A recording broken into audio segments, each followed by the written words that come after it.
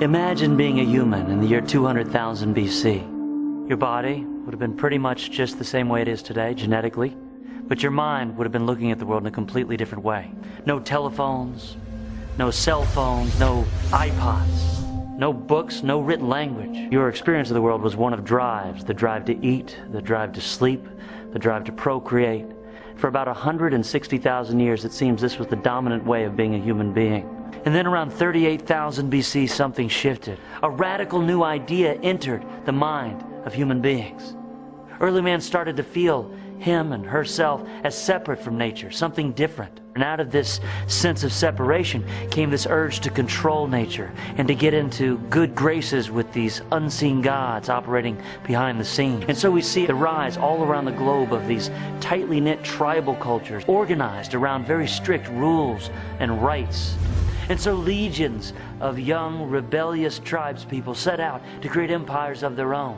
And we see the rise of vast dictatorial, authoritarian regimes based on a might makes right mentality. And yet for people living in these societies, this yearning for meaning surfaced once again. For the haves, the problem was, well, I've got everything, now what?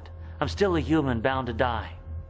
For the have-nots, the problem was, well, I'll never have the indulgences of kings, so what's the point? And so out of this yearning was an existential vacuum filled with a desire for purpose which had never been seen before. And from that we see around 3000 to 4000 BC the rise of major monotheistic religions all around the globe. Heaven, hell, right, wrong, concepts that before didn't even exist became the dominant ways that humans made sense of the world around them. The idea of life as a battle shifted to the idea of life as a test. And so we see around 15 to 1600 the rise of the scientific method and arts and education flourishing and creativity bounding and exploding in ways that had never before been seen.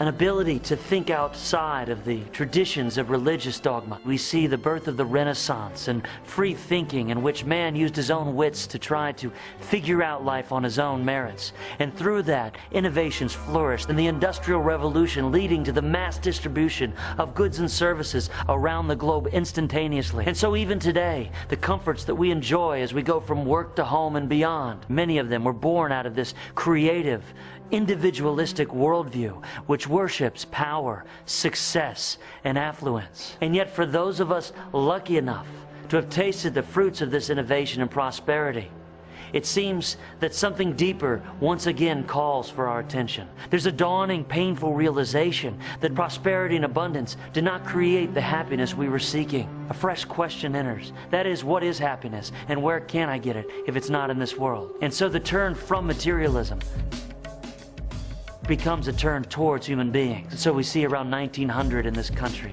the beginning of this humanistic worldview, which blossomed full force in the 1960s with the civil rights movement and all of the colorful paraphernalia associated with it. And yet, still, despite the beauty, despite the emotion, despite the non-dogmatic spirituality, once again, a shift has started to take place. Because people operating from this idea of the world as one big family are sorely disappointed to realize that this family isn't getting along. The ice caps are still melting. The species are being depleted. The oceans are getting poisoned. The powerful, rich few are still ruling over the have-nots, but through multinational conglomerates. And so, for the brave souls who are willing to let go, another grand shift awaits. A shift to a more systemic worldview, a more pragmatic worldview, a less ideological worldview. A worldview of someone who has the faith to let go of the mind and still feel connected to life. And who has the courage to use their wits in the service of life, harnessing the sun and nature's intelligence to recreate the systems of our capitalistic world. And these people become proud, innovative problem solvers, affluent in every dimension of life. And it's a beautiful leap forward.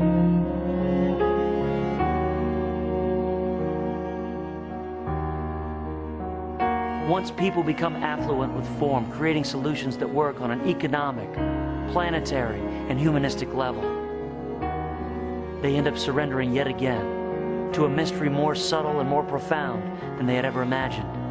Life turns from a problem to a poem, And that deep yearning for beauty becomes the all-encompassing quest to surrender to the moment and all that it has to offer. And all the left brain thinking and figuring out can't ever replace the sheer mystery of being alive. And so at the end of this long road, humans find that the true value of life is the mystery. And the true enjoyment can only happen now.